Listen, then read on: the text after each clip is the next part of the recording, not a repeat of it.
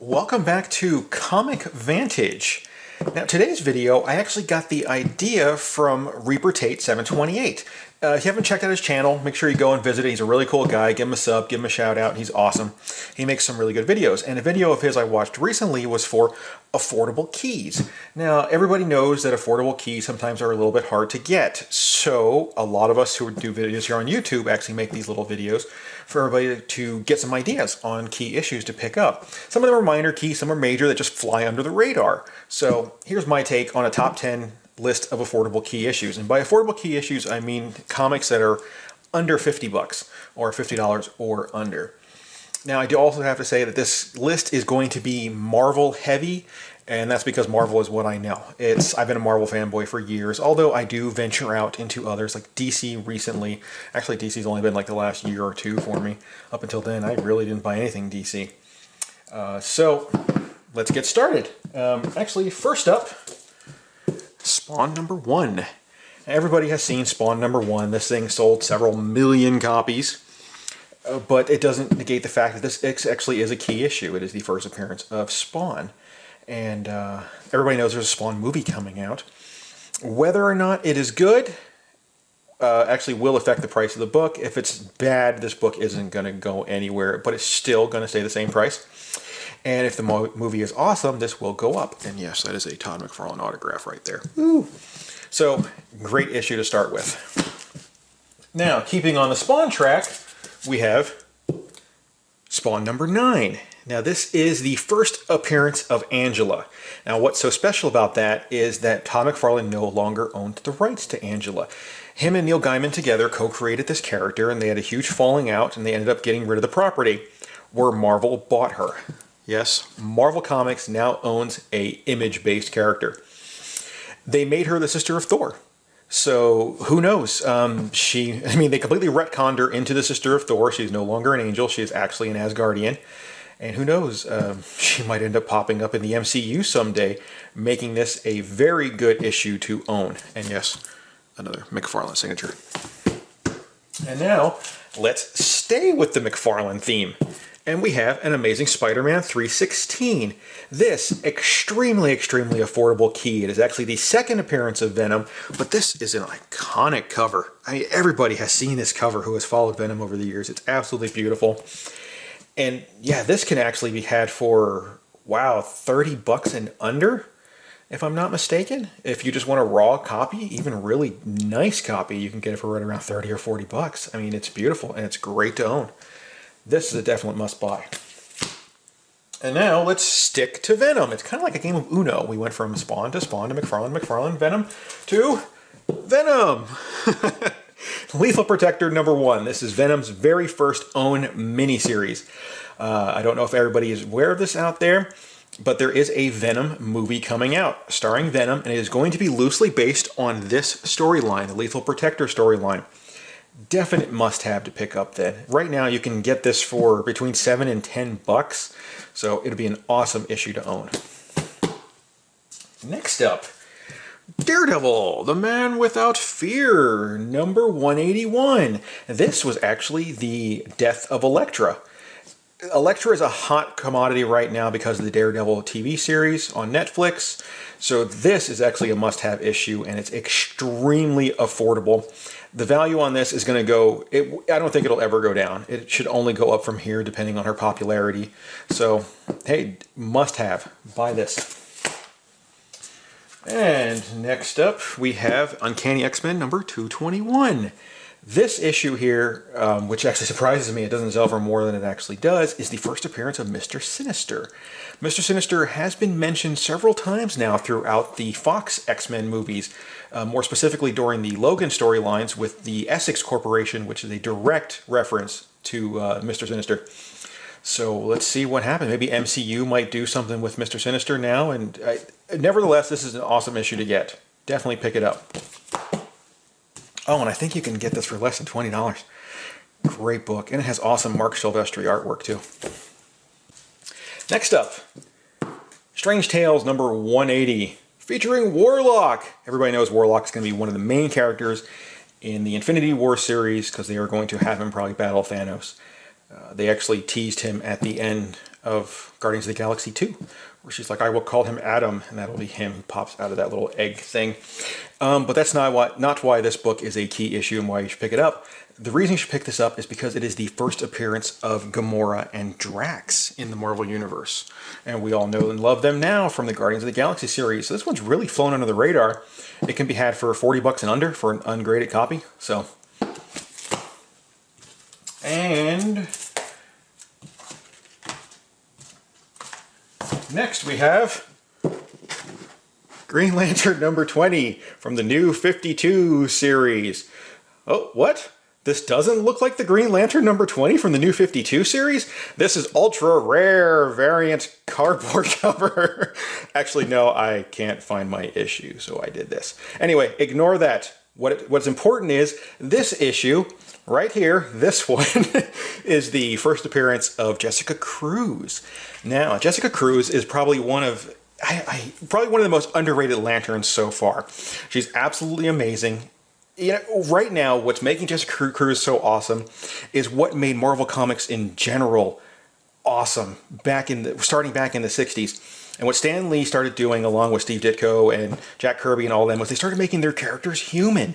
They had flaws, they had weaknesses. Jessica Cruz right now is following that same thing. DC's really doing this awesomely. Starting to kick Marvel's butt, I must say, as far as storylines go. They're making their characters human. Jessica Cruz is dealing with trauma, and she's shut-in. She doesn't want to come out of her house, which made her perfect for a Lantern because she has to deal with fear every single day. Love Jessica Cruz. This is her first appearance. Well, I mean, this isn't her first appearance. The actual book that I have somewhere in the house is the first appearance. This is just a piece of cardboard. But anyway, you get the idea. Green Lantern number 20 from the New 52. Definitely worth picking up. Oh, and then we have Alpha Flight number 51. What makes this so special? It is Jim Lee's first work at Marvel. And yes, I say first work at Marvel because, or actually, I don't even know if it's in the other. He did like a Marvel handbook, I think, where he did a one-page thing, and everybody calls that his first professional work. But this is officially recognized as his first official work because he did the entire book. Anyway, Jim Lee did this book. Super affordable. Alpha Flight 51. Definite must-have. Now, sticking with the Jim Lee, I'm actually going to bunch both these books together, but we have Transformers 53 and 67. Both of these, I think this one can be had for under 10 bucks, or right around $10, $15. I think this is 30 and under. And these are both Jim Lee covers, and that's why these are actually so important and why they are actually worth money. Because of the Jim Lee artwork. This Galvatron is actually amazing. I love that Galvatron. I'm just a huge Transformers fan in general, and that's why I put him on this list. But like I said, worth money, so might as well grab them. And of course, with Transformers being so hot nowadays, Transformers are everywhere again, and it's awesome. I love the Transformers. And next book, New X-Men number 115. This book I think can be had for 10 bucks and under as well. And this is the first appearance of Negasonic Teenage Warhead, who we all know and love now from the Deadpool movies. And definitely worth picking up. So, okay, that's my top 10. Now I do have 3 honorable mentions, and that's because they are either not worth a lot yet, or they're slightly over 50 bucks. So, top 3 honorable mentions. We have Letter 44, number 1 by Oni Press, written by Charles Soule. This is an absolutely amazing storyline right here. This book actually went into 3 different printings because it was so hugely popular. Now, the reason I put this on the honorable mention list is because there is a TV series coming out on the Sci-Fi Network, and hopefully it's good, and if it is, this book is really going to start getting hot. And, you know, I would say just buy it anyway because it's an awesome book. It's a great, great read. Charles Soule's doing an amazing job on this. And then we have Batman number 24. And this is the proposal issue. And this is the issue where, you know, Bruce Wayne proposes to Selina Kyle. And they got engaged and they're going to get married and all that kind of good stuff. At least we hope they're going to get married. What are you doing, Tom King? So, great book to pick up. And last but not least, an X-Men number 50. This book usually can be had for slightly over 50 bucks for a pretty decent copy. Totally worth getting though. This is actually the second appearance of Polaris, but it has this iconic Polaris cover. This thing is just gorgeous. And with the Gifted TV series and how good it's actually been, Polaris' popularity has really been picking up. I mean, I think they're actually going to have her lead the new X-Men team now because they're going to capitalize on that. She's a hot item right now. And this book, I think I actually grabbed this one for right around 50 or so, if I'm not mistaken. And it's, I mean, it's a little rough, but it's actually not bad. And you can usually get them for right around 50, not a little bit more. You can get them a little rougher, like reader copies, for under 50, but totally worth picking up. So, honorable mentions: Batman 24, Letter 44, number 1, X-Men 50. And then the actual top 10, which are in no particular order whatsoever, I just kind of had them in here. New X-Men, number 115. Transformers 53 and 67 with those gorgeous Jim Lee covers.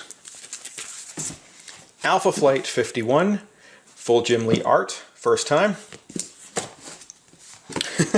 Green Lantern number 20 from the New 52 series. Again, this is just a cardboard representation of the book. This is in no way an actual variant cover. I was just kidding. First, Jessica Cruz. Warlock. Strange Tales featuring Warlock 180. First, Gamora and Drax. Uncanny X-Men 221. First, Mr. Sinister.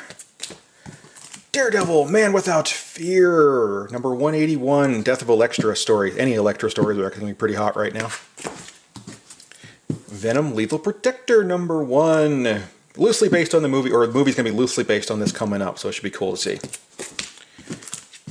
Amazing Spider-Man 316, second full Venom, awesome iconic Venom cover.